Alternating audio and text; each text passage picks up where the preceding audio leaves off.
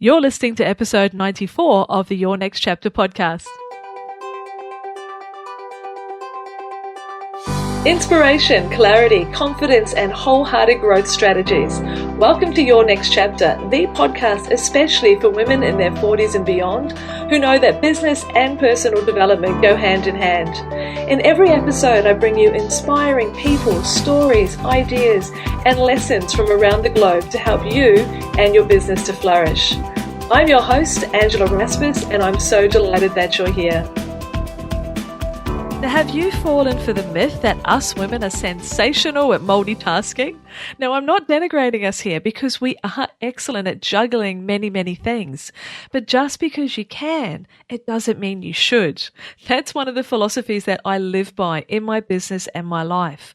Because the reality is that there is a cost of multitasking. And that cost is not only a decrease in productivity that our guest today, Susan Pearse, tells us about, but it is also the decrease in the ability of our brain to be able to connect and work deeply.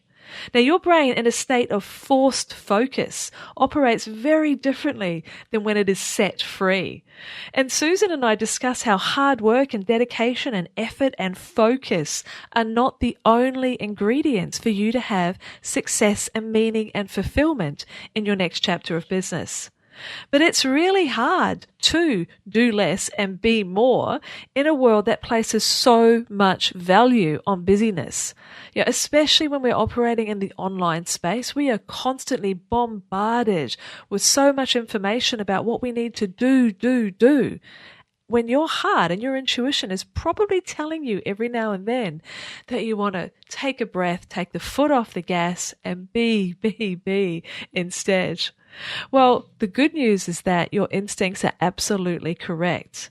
I've always said that we need to narrow our focus to deepen our impact, but we also need to consciously choose not to squeeze more stuff in to that narrowed focus. Instead, we need to take stuff out. And the great thing about this interview you're about to listen into is that Susan will help you become aware of where the areas are that show you that you do need to do a little less so you can be a little more. And more importantly, she indicates some exercises that can ease you into that space so that you can actually begin to reap the rewards, the creative benefits of doing a little bit less in your business and your life. I loved this conversation, and the book itself is one that is packed with 21 different exercises that you can just choose 3 or 4 and start to introduce them into your life. And I absolutely guarantee you'll see some significant changes. That's what I've been doing over the last few weeks since Susan and I spoke. And I really hope that I capture in this conversation the heart of what's possible and waiting for you when you make those same sort of choices as well. What will unfold in your next chapter, even after you've listened to this conversation? Let's find out. Hello, and welcome back to another episode of the Your Next Chapter podcast. I'm Angela Raspis, your host, and today we have the lovely Susan Pearse with us. Now, Susan is the founder of Mind Gardener and the best-selling author of so many great books, one of which I've just picked up again and could not put down. She is responsible for a far too late night of me last night. It's do less and be more. Ban busy and make space for what matters. And in my world, reading and learning certainly matter. So Susan, thank you so much for coming on the show today. Great to be here. It's wonderful to have the opportunity to talk. Now, one sentence that just stood out in this book for me, and it made me just stop and go, hell yeah, this is so true. Busyness is a barrier to self-reflection, a hindrance to novel solutions, and a smokescreen to clarity.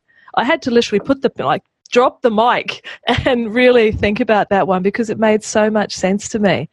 So when you think about that as a message that you want to get to the world, how did this become so important to you? How did you recognize that this busyness was overtaking? Because obviously you've done a lot of things before you wrote this book. So what brought you to these sort of realizations? I think, as is often the case with people who, whether they're writing books or blogs or developing programs, that often I tend to think that we do it for ourselves. And I definitely, in the first part of my life, was very much one of these people who wore busyness as the badge of honour.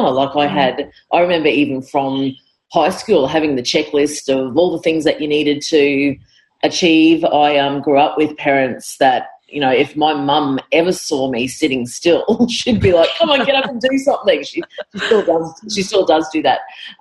So I definitely came to it from a need within myself, because I was busy. I was ticking off all the things on my to-do list, but I wasn't happy. And I famously, in the first book, you know, talked about, I actually had a quarter-life crisis where I just got to a point of saying, you know, I'm doing what I think society says that you should be doing. I'm living a life which should be reaping fulfillment, and it's not. So I went on this, you know, bit of a search for happiness, which ended up in me over in the States, which was a shopping trip to start off with, that ended up a complete accident of being at a conference between the Dalai Lama and Buddhist scholars, and they were dialoguing with leading neuroscientists and psychologists all around. It was the first time that the research was released around what happens when you train your mind and what's happening in the minds of master meditators. And it was really that point where I was listening to that conversation and sort of going, this is me. I need to stop scrambling around, multitasking, jamming all these things in my mind, and I need to start meditating. And there was really a point there which was quite telling, that when they were prepping for this dialogue, you had the Western scientists who were all going over their notes, cramming last-minute thoughts, and then over on the other side, you had the Buddhists who were just sitting there meditating. And I remember at the time thinking, oh, they're just sitting there doing nothing. They're not going to be prepped for this debate, and, you know, feeling almost sorry for them, only to find that it was that clarity of mind that they cultivated which blew this debate and dialogue out of the water. Like the insights that were coming from them, their ability to just take the conversation, the research, the different thoughts to a different level.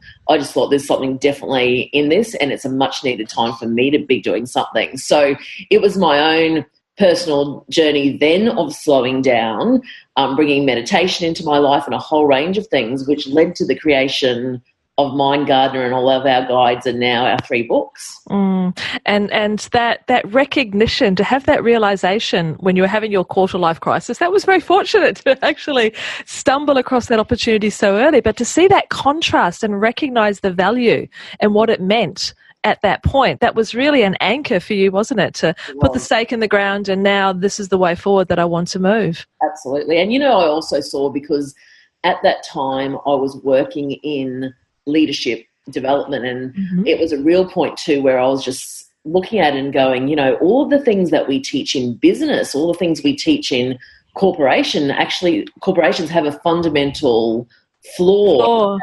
Again, we're teaching people to do too much, and we're not putting as much emphasis on cultivating clarity of mind. So it was a turning point for me personally, and it was a turning point for my work too, to say, this is the piece of the puzzle that's been missing. So it's at that point that I also developed our conscious leadership program, which again is all around the mind of a leader. It was interesting when I was talking with my husband this morning and letting him know, well, I'm having this great podcast interview. I knew it was going to be great, this great podcast interview this morning. And he shared a story, because he did leadership training before he became into sailing and now imports boats, a very big next chapter. But was telling the story of a fellow who invented the concept of moments of truth in the corporate world, in terms of moments of truth on the customer journey. But when he came into organizations, and there's a classic story they used to tell, that he was coming in to check management, to sort of lean in, see how things were run, etc. And he walked into one particular office, and there was a guy leaning back, hands behind his head, feet up on the desk, doing nothing. And he famously said, "Oh, I'm sorry to interrupt you. I'll come back when you're not so busy." And it wasn't being sarcastic or facetious. It was absolutely because this fellow really understood. I cannot remember his name off the top of my head, but really understood and appreciated and was a champion for the taking time out to think, to reflect, to allow those ideas to actually land. And it was there was one piece when I was reading the book last night which I got really interested about, and it was the concept of the negative network. of how you get into that space. Could you talk to us about what that means? Absolutely. It's funny that you mentioned the person with their legs up on the desk, because when I run programs in organisations around things like innovation, I often start it with a slide that's saying, to get your best ideas, don't sit at your desk all day. Don't, just spend all this time reading. In fact, put your feet up, because this is what activates what they've discovered to be this task negative network. Basically, there's two primary networks in the brain. One, the task positive, is around when you're doing something, the corresponding area of the brain lights up. So, for example, scientists were monitoring this, and they were just getting someone to play with some Lego, and that manual part of the brain lit up. Then they'd get someone to listen to some music, the audio area of the auditory area of the brain lit up. So there's a corresponding area for each of those things when we're doing something. But then, like a lot of science, these great discoveries happen by accident. They actually asked the participant to just sit there and do nothing while they just changed over what they were going to get the person to do. And they were imagining that the brain activity while the person was doing nothing would actually kind of flatline out. But what they actually found is that there's as much activity in the brain going on when you're doing nothing as there is when you are busy doing something, but the activity happens in a completely different way. So the activity, when you see it, it looks like New Year's Eve fireworks, in that there's all different unrelated areas of the brain firing all together at the same time. And, often when we talk about our big ideas, it just like it came from nowhere. It just, just came in. That's what this task negative network is. It's a real seat of innovation, creativity, thinking differently.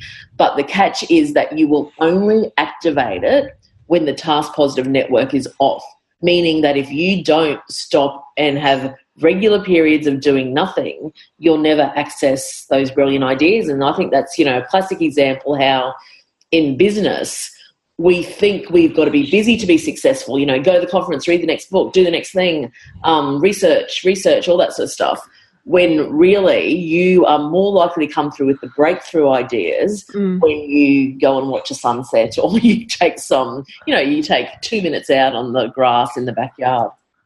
Oh, I love that. I love that concept, and how you were talking about silence and doing nothing is like the doorway into activating that part of our brain.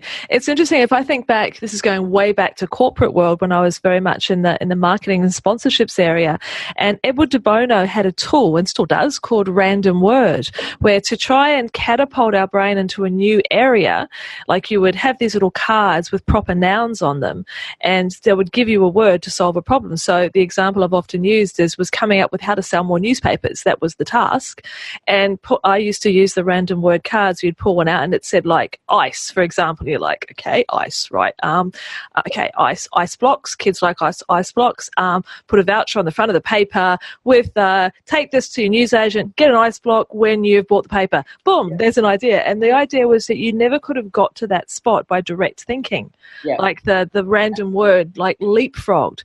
But it's still in that positive network, like you're thinking, doing, as opposed to allowing. That seems to be the big contrast of allowing. It is the allowing. And, if we look back over history and we look at some of the people that have triggered big leaps in history, like we, write in there about Sir Isaac Newton, that he actually saw an apple drop from a tree, which means he was, for one, sitting under a tree, which a lot of people didn't take the time to do these days, but was obviously present enough to see that action happening. And, you look at these days, as I said, if you'd be under a tree, you'd probably have your mobile phone out, busily responding to emails. And it's the same with then Charles Darwin. When they analysed his day, there were just like so much space in terms of he used to go for long walks. He used to have his cup of tea with his wife. He had, huge chunks of time in there just letting his mind wander. And, then even through to, if you look at the musicians who produce great songs, they always talk about, oh, this thing just popped into my head. J.K. Rowling's a classic, how, her trilogy came up when she was just like sitting on a train looking out the window. So we do have the evidence to actually, you know, throughout history, to kind of say it is those moments where we stop trying so hard and we take a break where we really get access to this thinking.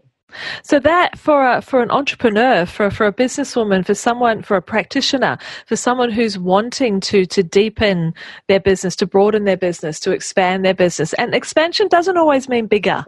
Expansion can mean different. But for someone who wants to do that, so this sounds like a practice, a discipline, as you were describing it before we hit record. It's vital. It's really important for us to have that space to solve problems, to imagine possibilities, to recognize new directions we want to go. But how the hell do we do that when that perception of, like, seriously, if I turned the camera around right now and you saw my desk, it's sort of like I've been bouncing from thing to thing. I've had an incredibly busy week so far, and I know I'm not the only one. So how do we butt ourselves up against this concept of there is so much that has to be done, and how can I cut it away? Because it is a perception thing, but I mean, a lot of people go, but this has to be done. So what do we do? Many layers to that question, but I'll start with the easiest place, which is about we've all got idle moments in our day. So, for example, when we are lining up at the coffee shop waiting for our takeaway coffee, when we're standing at the lights, or we're walking from our car to the office or a place we're going to for a meeting, when we're on public transport, like if you actually just stopped and looked at your day and said, where are the idle moments where I am essentially standing around waiting, or I'm in between, and instead of that temptation to fill idle moments by pulling out your phone, by, you know, writing your to-do list, to actually just take those idle moments to let your attention rest, recover, hook into taking a few breaths, and use that as the mini break that your brain needs throughout the day. And I think, you know, for all of us, we would find multiple idle moments throughout the day that currently are downtime. But, you know, even that term downtime, it's sort of, we think downtime is dead time. The most important thing that you can do with downtime is take the break. That's so true. And if we, so that can be like the beginning, the baby step into the discipline of doing less and being more, is this recognizing, putting yourself on a little bit of alert, which sounds like it's a contradiction, but an alert to look for them and savor them, and to consciously choose not to whip out Facebook and do a quick scroll through the feed, which is we're so, it's almost like we've become uncomfortable with doing nothing. And I remember reading a piece in your book how you were running one of your conscious leadership seminars and had people doing tasks and talking, and then when they finished, it was just, we'll just wait until the others are finished.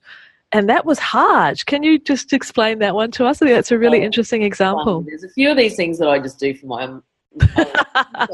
And, you know, to tell you the truth, I would have been this exact person before I got into this as well. But just like how uncomfortable we are with stopping. And this was, and I do it all the time, where you might be getting people to pair up in an exercise. They've had a discussion.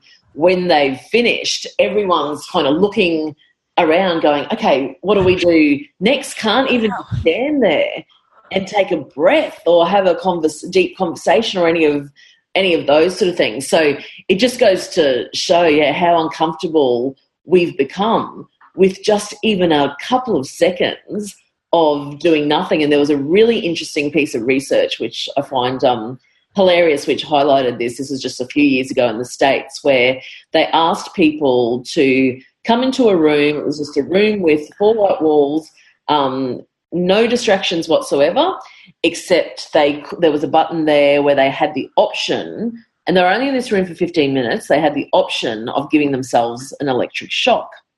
And so, you know, surprisingly, the majority of people, like 2/3 of men, and I think it was probably 1/4 of women, so less of women, preferred to give themselves an electric shock than to just be there with their own thoughts. So it just shows you how extreme we've gotten. And I guess that's just a bit of a view of what we see all the time, that if we see someone at a coffee shop and they're waiting for their partner or whoever to turn up, without a doubt they've pulled out the phone or they're doing something. So, again, we see this discomfort everywhere, and that discomfort really just comes from habit. Like, we have created such huge habits around always being on, always doing something and never taking a break. So, of course, when we tell our brain to do nothing, it starts to freak out.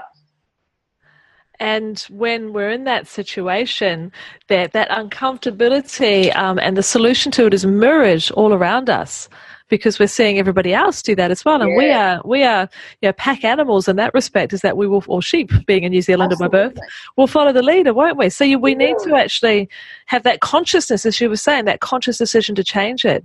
So that idea of space, of bringing space into our world, one of the solutions or one of the suggestions that you put forward was about paying full price, which I think is such an important one. Now, there is that myth of us as women in particular with this incredible ability to multitask and, make the lunchbox while doing this and this and this and this. But there is a cost, there is a price. So talk to us about paying full price. So that was just a really great way of phrasing it. There's a huge cost, and again, yes, as women we pride ourselves on that, but also it was only a couple of decades ago that organisations, and they probably still do this, it's sort of like, how much can you get done at once, and multitasking was really encouraged, and that's until we had the ability to look what's really going on in terms of productivity and brain state when we're multitasking. And when we're multitasking, we're 60% less productive.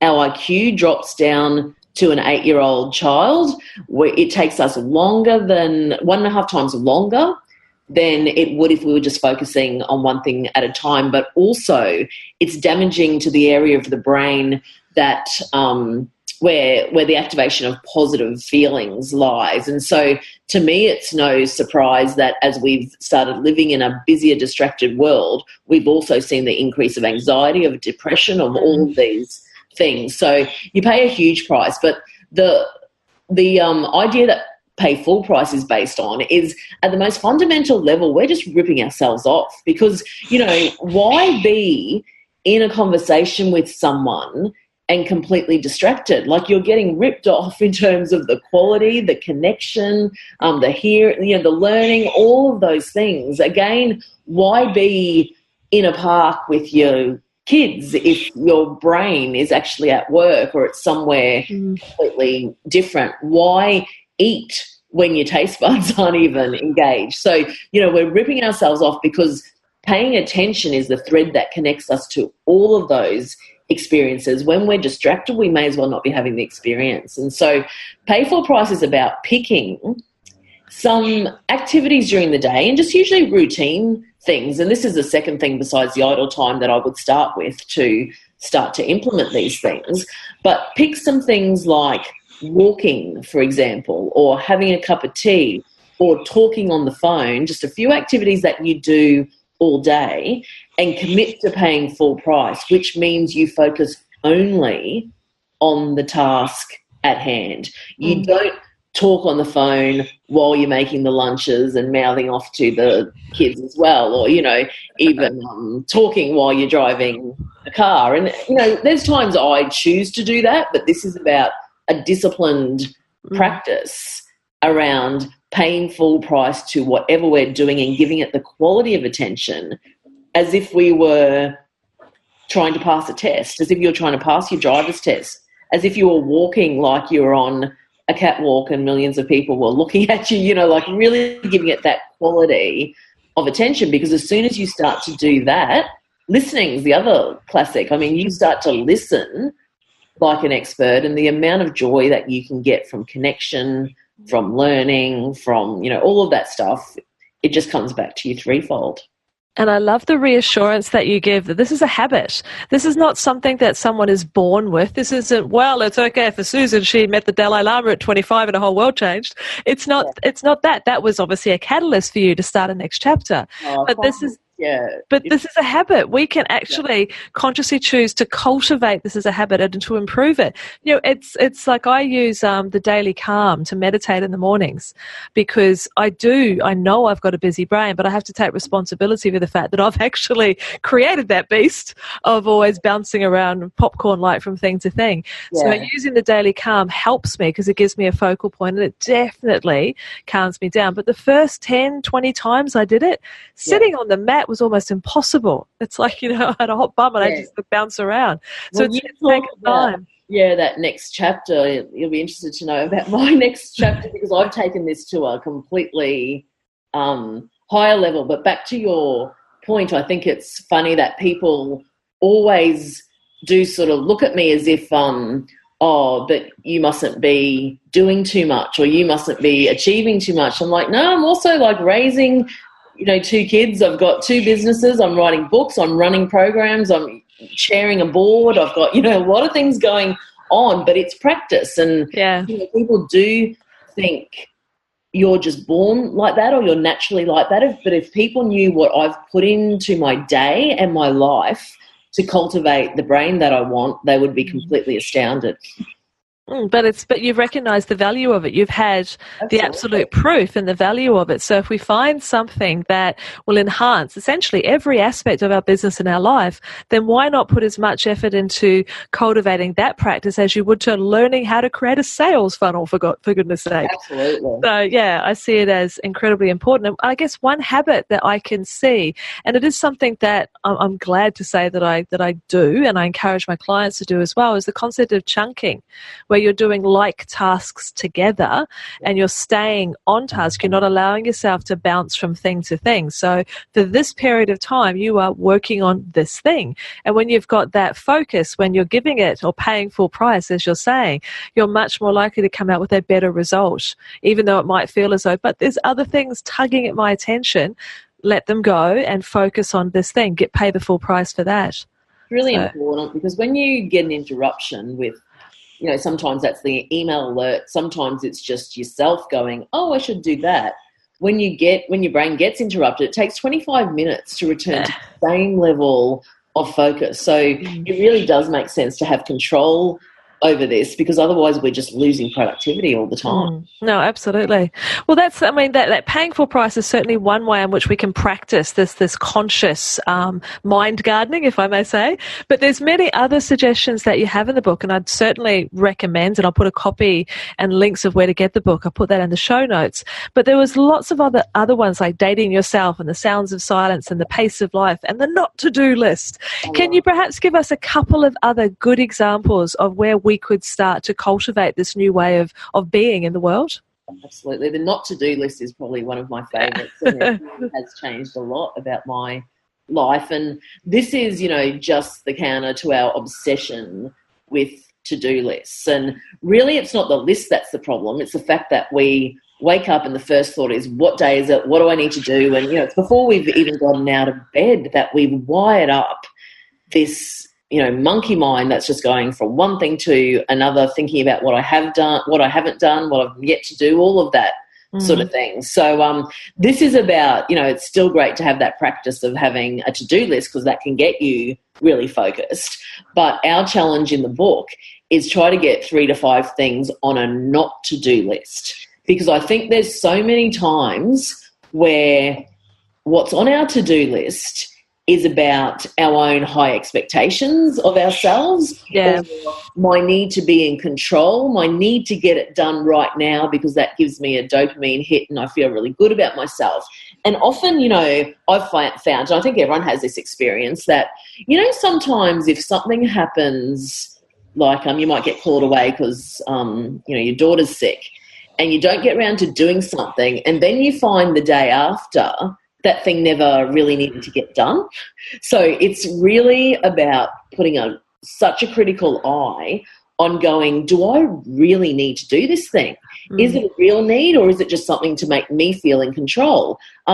Is the timing for it right now, or should I be letting other pieces unfold? And we've got a whole checklist that you'd run your tasks through. But the whole idea really is create a not to-do list so you can start creating space for the things that matter to come up, as well as the things that we're kind of chunking through on our to-do list.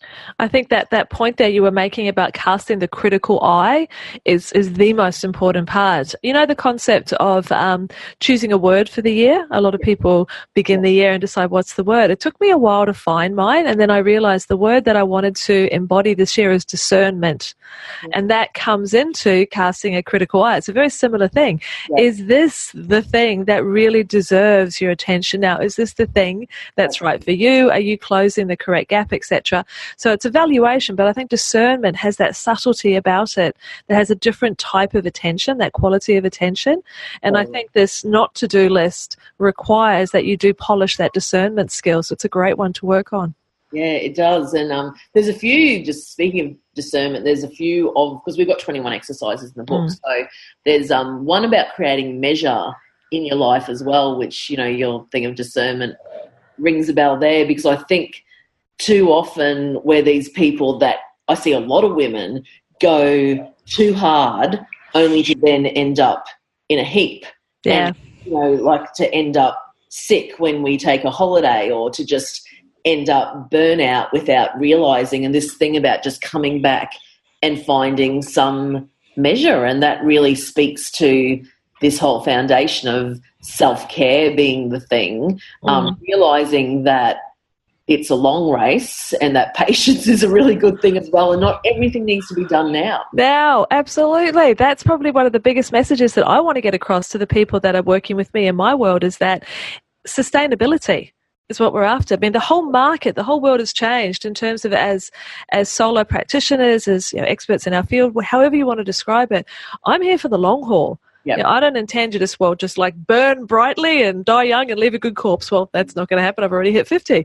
But the whole idea is I want this business to continue. For it to be sustainable, I need to be make choices as to where I put my energy and my attention. And if I go like a bull on a gate, you know, non-stop, then it's just not going to happen. I mean, adrenal fatigue, we hear about a lot of adrenal fatigue, which is you know, very much a feminine thing, much more women than men, because we can't live like that. We don't have the testosterone and the hormones that actually, I mean, I don't think it's good for men either, but it's harder for us to maintain that pace. So, you know, choosing where we're going to spend that energy and attention is so important. So we just got to give ourselves permission, don't we? Absolutely. And I think, you know, it is an issue for both sexes. I agree. You know, as women, we tend to take on a little bit more. Our nervous systems can't cope with it as much. But I think, you know, I'm just seeing both in corporates and in small business, just kind of everywhere,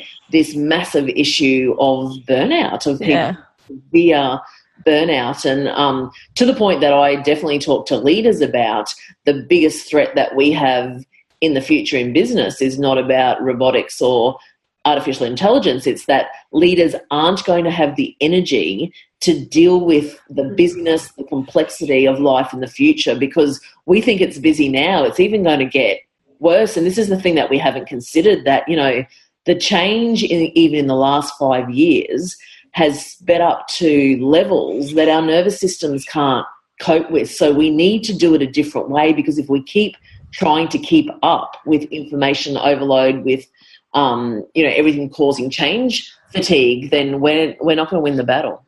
That's such a good point. I'd not thought of it from a leader's perspective. I see it in our kids. Like, I think about when my daughter's in year 11, she's 16, and when I think about when I had an assessment or an assignment, I maybe roamed down to the library, maybe pulled out 2 books. I mean, I was a good student, but the pressure was totally different. I look at, you know, Charlotte's just finished an assessment where she's quoting 16 sources because she can, because they have so much access, and the whole expectation and the bar has lifted. So I think you're absolutely correct when we're talking about the anxiety and the depression, and with us, the burnout levels that come because of all the demands. So what it sounds like, what I'm hearing very strongly from you, is that it's up to us to put this almost like like a bit of a barrier around us to say, no, here are my boundaries.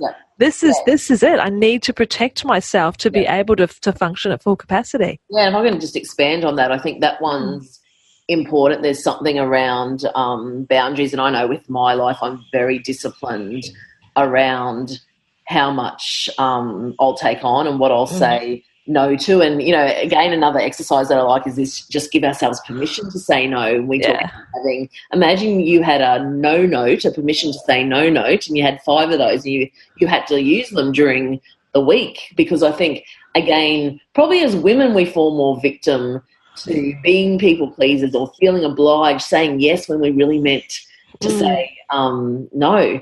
And, you know, just this permission to say no is really important. So setting up your boundaries so you don't have attention leaking everywhere. But the second part of it, the challenge that I would put out there is I think we need to spend 10% of our day trying to cultivate the energy that we're going to use to spend on the day. You know, it's just like you don't take off in your car on a trip with no consideration about putting the fuel in, but we are living in busier times without actually putting a lot of stuff in our body that's going to give us the energy to be able to do what we need to do. So we're talking there about, I mean, one thing that comes up is fueling your body well. So obviously eating well, sleeping well, but there's also then the space that we need to insert into it so we can reflect well and chill well. Yep. And also, like, you know, I often with this, well, one of the biggest things is it's our breath that brings energy into our nervous system and our body. So, you know, how much are we actually doing some very conscious breathing and letting that full breath come into our body to power up our systems? But then also just reflecting in your life about what is it that gives you energy? Because we all kind of know that, you know, maybe it's after we've exercised or after we've meditated or after we've listened to music or after we've done some volunteering or just done something nice for someone else. Like whatever it is that gives you energy, doing more of that in your day, so you can imagine energy like a bit of a store that you build up, and then you've got that to give to others, and you're not depleting yourself each day because you're cultivating that every day. If you take that, me expanding on the point there too as well, if you take that, if you're thinking about the type of business that you're building, it's really important to create a strengths-based business. So the things, the way in which your business model operates and the way in which you deliver your services, deliver them in ways that give you energy as opposed to deplete you. So again, that's very much about that conscious self-leadership. I'm fascinated by the concept of self-leadership. And by being aware of that, you're actually going to be giving yourself a much better service. Like I could podcast interview till the cows come home, good old Kiwi expression. They energize me. I recognize that group work, working with small groups of women, energizes me. And I host Next Chapter salon dinners, and we have these deep conversations, and that energizes me. So that style of business, wrapping the way that I turn up in the world around the things that energize me, certainly is a huge service to me and to my audience as well. So that's a really good point. Be conscious. And I guess when you've got those idle moments, perhaps you could reflect on what it is that energizes you. Use the time wisely. And, you know, your point just made me think also about some different things that I've done in my life. So lately, like I do a lot of one-on-one coaching of CEOs and leaders, and normally I would go to their offices, end up spending most of the day running around town for these one-on-one meetings. What I do now, which I was telling a friend on the weekend and they were laughing, I make everyone come to me. So I've actually decided that the way I can bring my best is to actually do it from my home. I live kind of in a city, so it is a non-negotiable that if you want to do coaching with me, that the CEOs or the leaders come to my place. Perfect. And, my friend was laughing, just going, you sound like you have to make an appointment with the Queen. And I'm saying, it's a little bit like that. But, you know, to tell you the truth, for them, it's a better experience because they're in a nice, relaxed place, and it's better for everyone. But it started first by looking at myself and going, why am I doing that? Just because everyone else follows that model, what is the thing that gets me centered, gets me inspired, gets me relaxed, gets me energized? Because if I'm in that place, then anyone I'm working with, it's going to be they'll benefit from it. And your coaching client, by coming to you, is paying full price. Yep. Because they're not distracted when they're sitting in the office and being dragged here and there. Absolutely. Yep. That sounds like a win-win scenario. Awesome.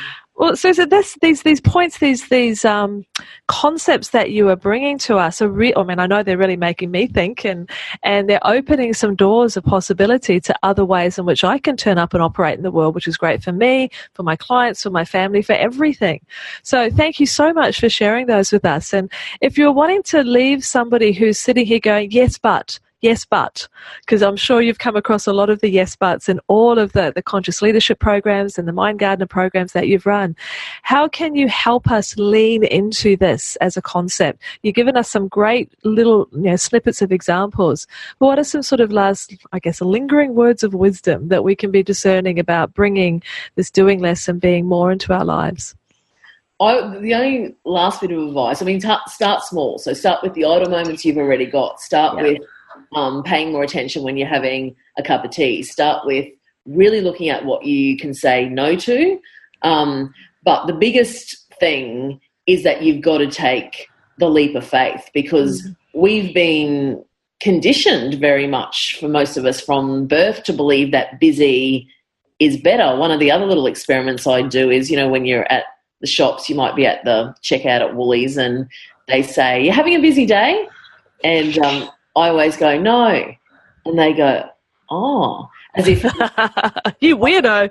Yeah, it's like I've got some contagious. It gets really awkward after that point. But, we're just constantly fed these messages. Are you having a busy, people don't even, 80% of people answer the question, "How are you?" with busy, or it's at least in the first sentence, or some people don't even bother saying "How are you?" They just say, "Oh, so you're busy." So all the messages are so glorified that I think a lot of us buy into that hype, and I think we just need to take the leap of faith and believe that there is this potential that we can become more fulfilled, we can actually achieve more, we can become more successful by pulling back, by slowing the gears down, and that requires a mental shift, yeah. And it requires, often you hear the people at work who are like, "Oh, I was here till 8 o'clock turning off the lights," and in my mind I always go, "Oh, no, you mustn't be very productive." So we need to turn around the dialogue with ourselves that actually starts challenging all of these society messages, because it's definitely not better. And the other thing is, don't wait to convince yourself, just jump in and do some of these little practices, because you'll see it straight away. That's really wise, that whole thing about rejecting the hype and actually consciously choosing to take things in another direction. Yeah. Look, that's wonderful. And as I said, I will pop the link through to your website, but also where to find the book. But if we're wanting to follow you on the social channels, where are you active so we can dig into a little bit more of this mind gardening and doing less? Facebook and Instagram, you can find us through searching Mind Gardener. Yes. I have your app on my phone. Haven't opened it for a while, but I know there's an app there too. Well, again, thank you so much, Susan. I really appreciate the time you spent with us today. Yeah, lovely to talk to you. You too. And you, my lovely listener. Now, you may be having an internal battle right now going, "But I've got so much to do. It's different for me." But what you're hearing, I hope, from Susan is the recognition that you can pause and start to change. We're not saying throw the entire to-do list out the window and start from scratch. We're saying just find those little snippets, those little pieces of time that are available to you if you're looking for them. We know that whatever you look for, you will find. That's a philosophy that is so true. So don't look for the evidence of why life is so darn busy that you can't possibly pause. Look for the evidence of where there are opportunities to take a breath. Don't multitask, just for a day perhaps. When I was reading the book last night, I made the decision when I jumped in my car this morning to not turn on the radio, to just focus on the quiet and the drive. And I must say, I felt a little less stressed when I got back to my home this morning. So that's just a little tiny example of where I could find a snippet where I could make a conscious decision to do less and be a little more. And that's possible for you as well. And from what we've heard from Susan today, there'll be a ripple effect into your life, into your business, into those around you. Perhaps you can be one who bucks the trend and starts the movement of doing less and being more. I'd love to hear how that changes for you and your business. So thanks again for listening to the podcast or watching the video. I look forward to sharing more absolute wisdom from my lovely guests in the next episode. So until then, this is Angela Rasmus. Take care.